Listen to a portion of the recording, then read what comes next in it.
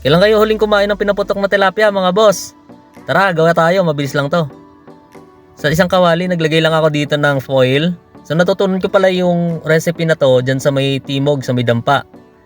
So shout out sa dampa dyan sa may timog. Then naglagay lang tayo dito ng butter. Nilatag ko lang yung butter. Tapos nilagay ko na yung tilapia. Pwede kayong maglagay ng stuffings dun sa tilapia, yung mga ingredients na to. So dito, naglagay lang ako dito ng kamatis.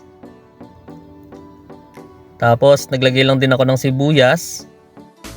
At saka nagdagdag lang ako ng tanglad para mas maganda o mas mabango yung aroma ng ating sabaw mamaya o ng sauce. Tapos lemon for acidity lang, pambalanse. Siling haba, pwede kayong maglagay ng buo at pwede rin kayong maglagay ng hiniwa. Tapos 3 kutsarang oyster sauce.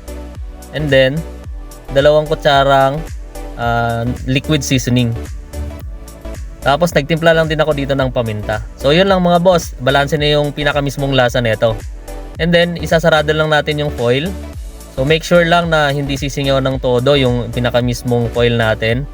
Kasi yung steam nung mamaya, ang pinakasabaw nung tilapia, yun ang magluluto sa kanya. So after 10 to 15 minutes na steaming sa mahinang apoy lang, so ito na yung outcome. So luto na yung pinakamismong tilapia natin. Luto na!